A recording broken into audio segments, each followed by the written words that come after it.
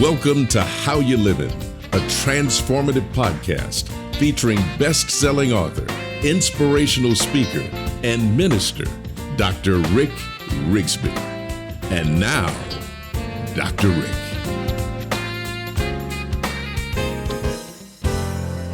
Well, hello there, friends. I am so thrilled for this episode. Glad you can join us. I'm thrilled for two reasons. We're going to be talking about one of the enemies to forward momentum, but I'm really thrilled because of this man right here. He's my business partner. He's one of my dearest friends. He's one of the greatest thinkers I know. He's a corporate coach in huge demand, a successful speaker, has an amazing background that you can learn about by going to kevinbreeding.com. This is the one and only Kevin Breeding. Kevin, thank you for joining me on How You Livin'. Thanks so much, Rick. I'm pleased to be here. Although I have to tell you, I have a little apprehension whenever you told me you wanted to do an episode about failure and then you invited me. So I'm like, okay, there's something's going on. Just put it out there. You know, I wish we could have recorded our pre-talk because Kevin made a powerful statement. He said, think about all the lessons you learned that have been significant in life and where have they occurred? They occurred as a result of our successes or our failures. Think about that, friend. It's not the mountaintop that teaches you those significant lessons. It's not the mountaintop where you get that tremendous nugget of wisdom. It's going through hell and high water oftentimes. Yeah, you know what? It is, Rick. In fact, it's one of those things that I have to work on every day. I certainly do with my clients in trying to get people to shift perspective. Because when you are in the thick of it, and you're at just the lowest piece and you're completely hopeless and you feel like there is no way out of there. Yeah. That's the instant where you really have the ability to stop and just say for a second, breathe like you taught us to on a previous episode, and say, do you realize I'm in the place where the greatest potential personal growth is happening right now? Now, I'm going to have Kevin do something that I didn't ask you to do, but because we're dear friends, I know you don't mind doing it because it's the core of everything you do. I'm going to have you in just a second tell your story. Not your stories of success, not the ones with working with world-class ministries, not the ones where you were a vice president of marketing and advertising for Walmart for years, not all those stories. I want you to tell the story of failure and being at rock bottom. But first, I want you all to stick around. If there is one episode that can literally close the door on your past and unlock the key to future possibilities in terms of moving forward, this is that episode. Stick around to the end because I'm going to give you the key that I believe will literally cause you to say once and for all, I am going to start looking at failure in the most positive way, and it's actually going to motivate me to accomplish what I never could have accomplished without the failure. That's coming at the end of the show. Stay tuned. Trust me on this. You don't want to miss it. I use this as a principle all over the world, and I know that Kevin does as well. And so with that as a backdrop and something to wait for, I want this man to open up his heart and share with the viewers, not the success of today, but the failure of yesterday. Oh, thanks for that, Rick. You know, it's one of those quite a long season where I was completely ashamed of what I had lived through because I felt like an absolute failure. I'd gone through having been at the top of the corporate world, having been a successful speaker, doing a lot of great things by the professional standards of the world. But the problem was, my house was on fire. The problem was my finances. I'd made a ton of money, but for some reason, it was just a mess. And all this stuff happened because I was trying to do things outside of the parameter of where I needed to be. And finally, it was one of these where one day, all of a sudden, I found out that a business partner had stolen, I won't even tell you the number. It's a staggering number, and left the business completely upside down. And I was left holding everything and had to figure out, how am I going to get through this? And ultimately, it went from being the height of a corporate career to not knowing how I was going to eat next week. It was literally that tight. And I will tell you that there's one piece of this I don't even think I've ever told you about before, but I'll share it here. I remember going through the bankruptcy court and standing there in front of that judge. I didn't hear a word. The whole time, there was an internal voice in there just going, you're a failure. You're a terrible person. You're an awful human being. How could you squander all this stuff? And I mean, I walked out just completely dejected, knowing that I was very, very soon going to be back in a courtroom for a divorce. Wait a minute. Let folks know you're going through simultaneously a bankruptcy and a divorce. They happened within 6 months of each other. I don't recommend it. Oh, boy. But the thing is, I knew. And so, even though we had not started the divorce proceedings, I knew that it was coming. And it was just one of those things. And I kept trying to just ask myself, how, why? Completely the wrong questions. In that moment, the how and the why is not where I need to go. It was the what.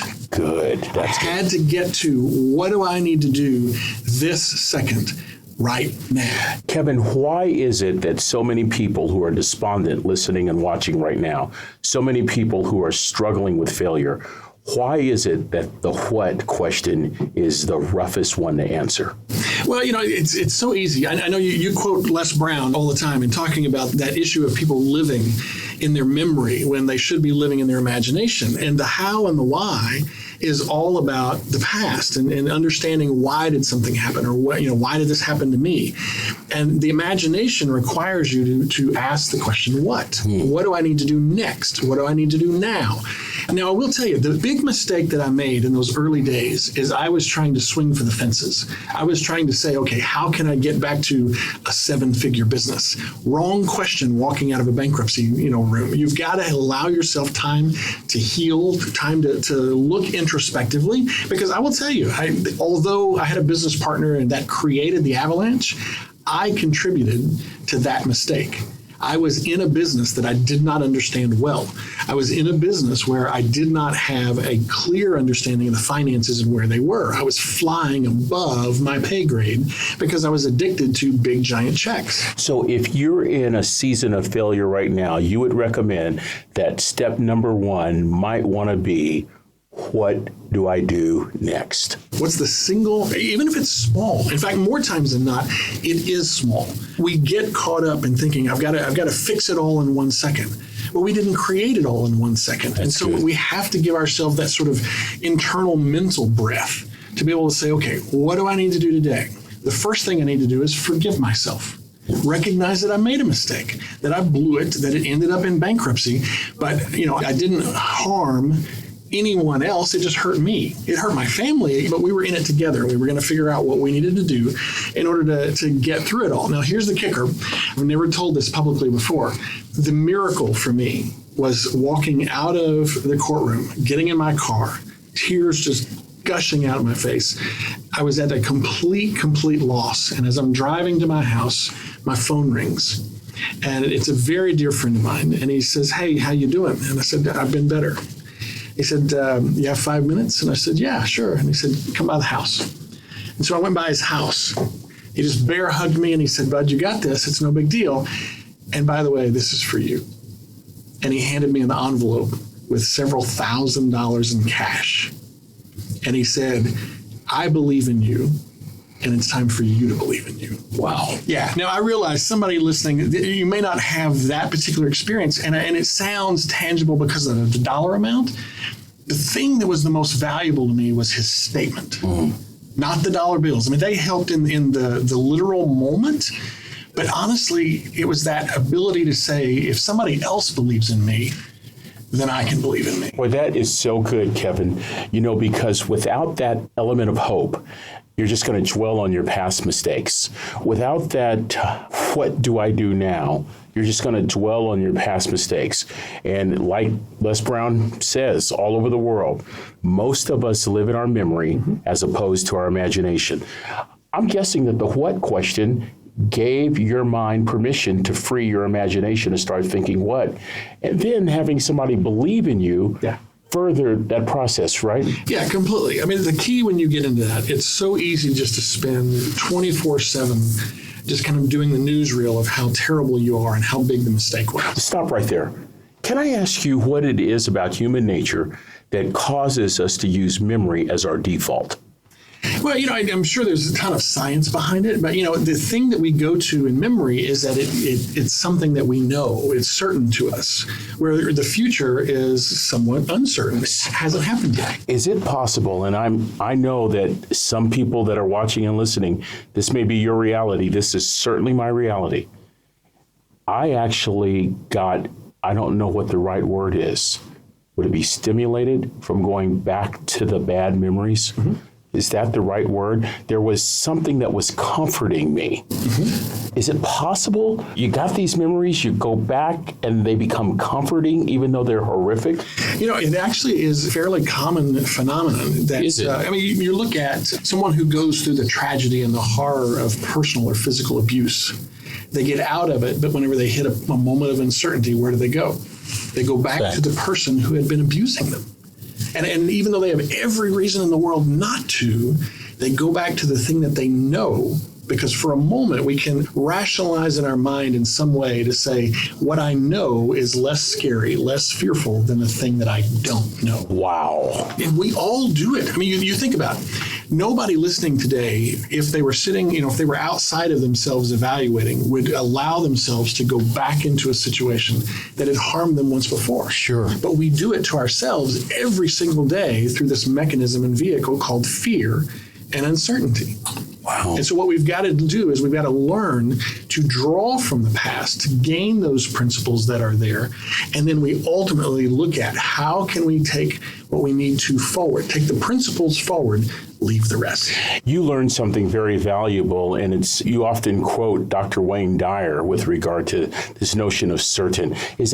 Quote that quote, and then is that one of the tools that you used early on? It is the thing that gave me freedom to become intimate with failure. And what Dr. Wayne Dyer always said, and I'll slaughter the quote, but I'll give you the gist of it. He always talked about that uncertainty only happens when we are not confident in the outcome. Say it one more time. Uncertainty occurs when we're not confident in the outcome. Wow. If we know the outcome is certain, then fear and uncertainty in the process is where that all comes in. So the trick is, once you know the outcome is going to be, if you have an issue with it, it's not the outcome that's the issue, it's the process. Wow. You have to come back and evaluate.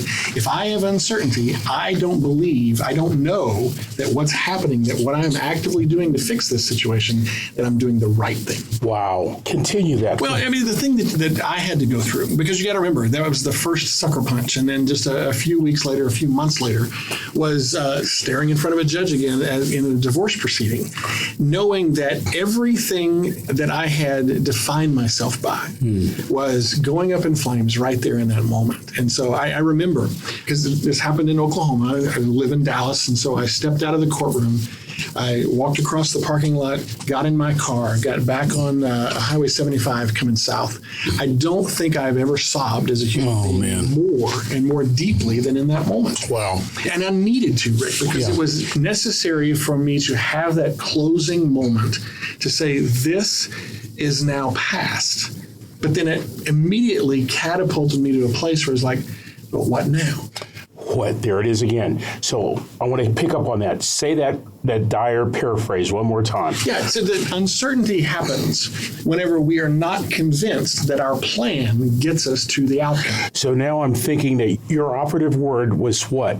And so to convince yourself to get to that outcome, that first step had to be, all right, in the midst of my tears, what do I need to do?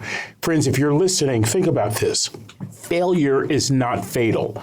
I know that's the last thing you want to hear in a situation like this. So the question is, how can I put hands and feet on that? Kevin has nailed it.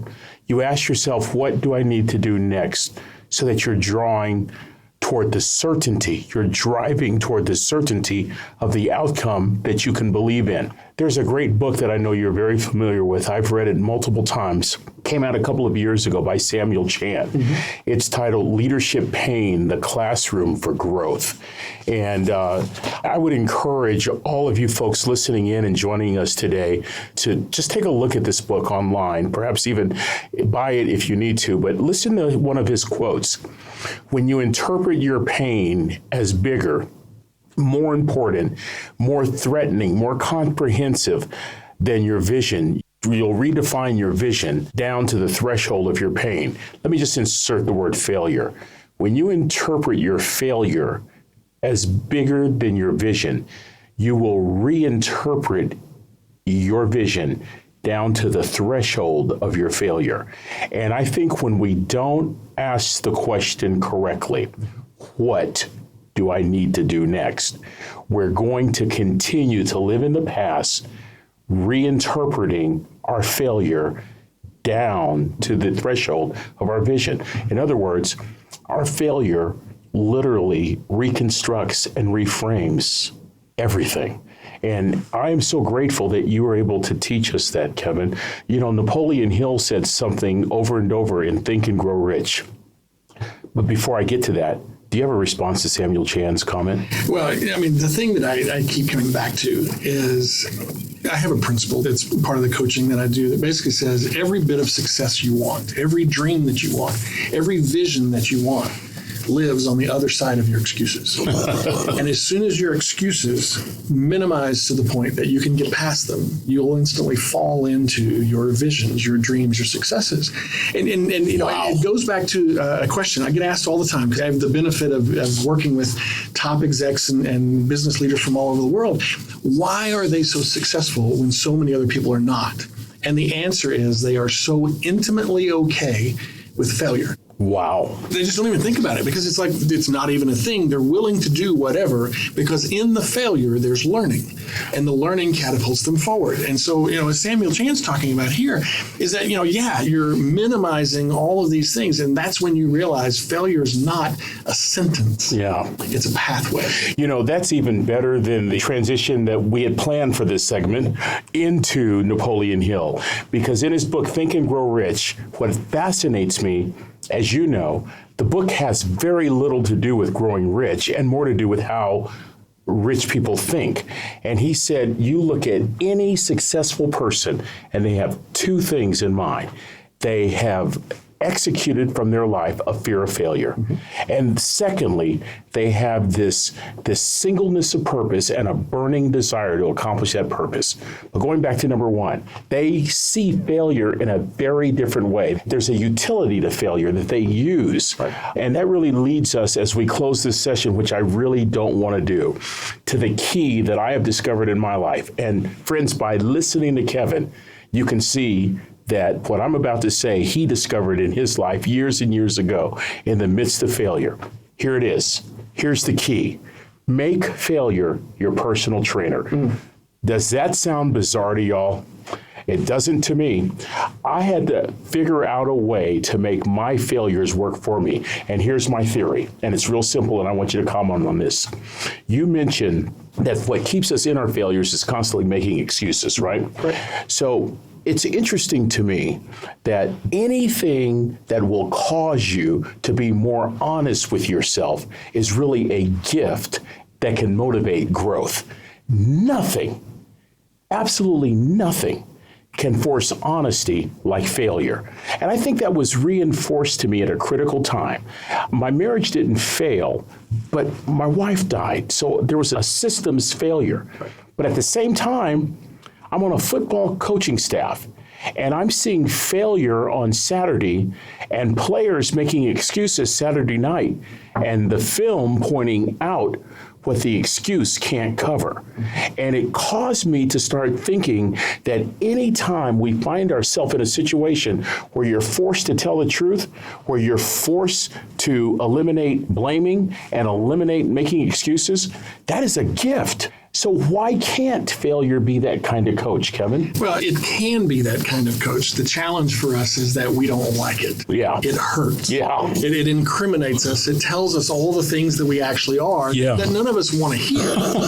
But the truth is that our best self is when we get a phrase that I call brutally honest. Yeah. When we're willing to beat ourselves up a little bit and not listen to our hype and just say, you know what, I didn't hit that goal because you didn't do the work. Yeah. I didn't do the reps. I didn't do X, Y, or Z. Yeah. But that's not a condemnation. Yeah. That's an evaluation. Oh, that's good. You know, there's a great quote, a friend of mine, John Sheplak, who's one of the top guys in the real estate industry in the world. He says, you know, it's always healthy to be a witness of yourself, not a judge. Oh, that's good. Watch yourself yourself progressing in the process. Yeah. Don't judge yourself as pass or fail and let that determine your future. Kevin, how can our listeners and viewers learn more about you? Well, the easiest way is obviously kevinbreeding.com is the simplest way. I'm thrilled that I get to be a guest here and hang out with you, which is always a ton of fun. But also, just as a gift to you and as an appreciation, I have a gift for the audience. If you just go to kevinbreeding.com/Rick, there's a free gift there, and it's a series of videos that goes through some of the coursework and the coaching and training that I use every day on how you can literally flip your mind, flip your script, and create the future and the desire and the dreams that you want to do. Kevin, thank you. That's very generous of you. I really appreciate that. You know, if you've been listening today, I know we've gone a little longer than normal, but here's the key as far as Kevin and I are concerned. I don't learn from people who have lived perfect lives. I learned from broken people. Kevin was a broken person and learned not to ask how or why, but to ask what as the next step. And it literally feeds right into a key that I have discovered. And the key is to make failure your personal trainer, to do everything you can to learn from that failure. And what it has taught me is the same thing it taught you. It taught me that at the end of the day, it's not about you, or it's not about the situation, or it's not about my boss. It's not even about my feelings. It's about that person that's in the mirror. And the first thing I need to do that failure forces me to do is eliminate shifting blame and eliminate making excuses. And Kevin and I are here to tell you that any situation that forces you to do those things is going to set you up for a success that you could never have without failure. And so, friends, I hope you've benefited from this segment. I certainly have. Kevin, thank you for joining me. I really, really appreciate your vulnerability today. It's always a pleasure, Rick. And friends, until we meet again, this is Dr. Rick asking you the most important question I can ask you today. How you living? We'll talk to you again real soon. Are you ready to make an impact in your world right now? Do you want to stop existing and start living your best life right now? Dr. Rick wants to give you the first chapter of his best-selling book, Lessons from a Third Grade Dropout, absolutely free. Just go to www.rickrigsby.com/free gift to get the print or audiobook right now. This is thepodcastfactory.com.